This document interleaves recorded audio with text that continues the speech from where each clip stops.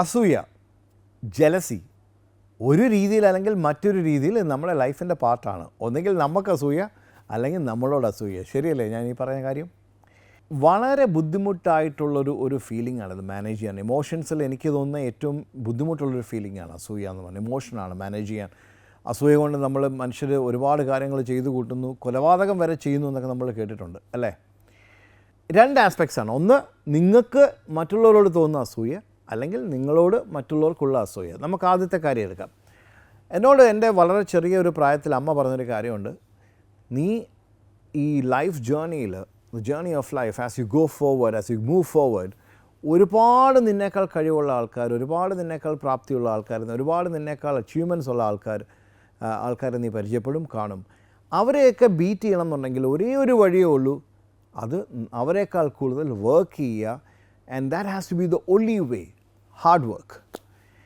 അത് പറയാൻ എളുപ്പമാണ്, പക്ഷേ ഞാൻ ശ്രമിക്കുന്ന ഒരു കാര്യം, എനിക്ക് ഒരാളോടൊരു ഇത് തോന്നുമ്പോൾ അതൊരു ഇൻസ്പിറേഷനായിട്ട് അല്ലെങ്കിൽ ഒരു മോട്ടിവേഷനായിട്ട് കൺവേർട്ട് ചെയ്ത് നമ്മൾ കൂടുതൽ നമ്മളുടെ പ്രവർത്തന മേഖലയിൽ നമ്മൾ കുറച്ചുകൂടെ കമ്മിറ്റഡായിട്ട് കുറച്ചുകൂടെ വർക്ക് ചെയ്യാനുള്ളൊരു പ്രചോദനമായിട്ടാണ് ഞാൻ അതിനെ കാണാൻ ശ്രമിക്കാറുള്ളത്.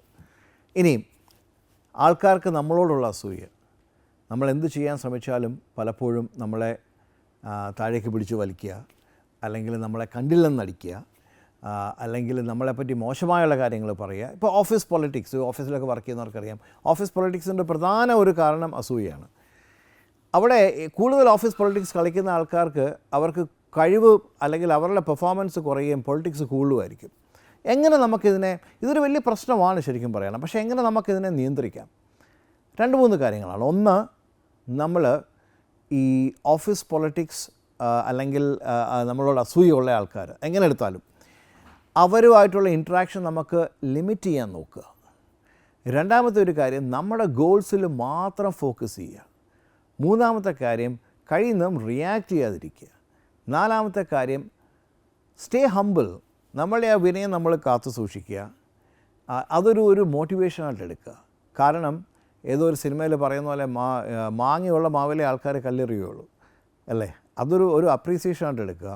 And start working towards bigger, better, greater things. അതാണ് നമുക്ക് ചെയ്യാൻ പറ്റുക. പിന്നെ ഒരു കാര്യം കൂടെ, ഈ അസൂയ എന്നുള്ളൊരു വിഷമായിട്ടൊരു കാര്യമാണ്. സംടൈംസ്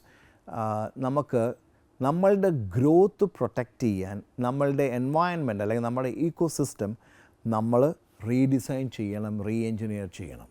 15 വയസ്സിൽ നിങ്ങളുടെ കൂടെ പഠിച്ച ഒരാൾ 30 വയസ്സിൽ ചിലപ്പോൾ നിങ്ങളോടൊപ്പം ഉയർന്നു വന്നില്ലെങ്കിൽ വേറൊരു ലെവലായിരിക്കും. ആ 15 വയസ്സിൽ നിങ്ങൾക്കുണ്ടായിരുന്ന ഒരടുപ്പം നിങ്ങൾക്കുണ്ടാവാം, പക്ഷേ അദ്ദേഹത്തിന് അങ്ങനെ തോന്നാൻ നിർബന്ധമില്ല.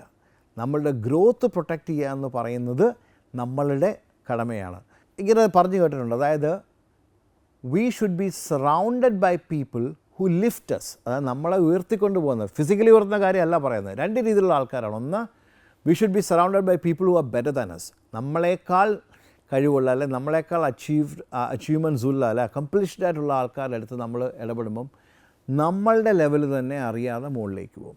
2, നമ്മളുടെ well wishers, true well wishers, അത് വിരലിലെണ്ണാവുന്നവരെ കാണുകയുള്ളൂ. ആ ട്രൂ വെൽ വിഷേഴ്സ് ആരാണെന്ന് കണ്ടുപിടിച്ച് അവരെ നമ്മുടെ കൂടെ നിർത്തുക. ഈ 2 മാർഗ്ഗമാണ് എനിക്ക് തോന്നുന്നത് നമുക്ക് ചെയ്യാൻ പറ്റുന്നത്. ഇത് മറക്കാതിരിക്കുക.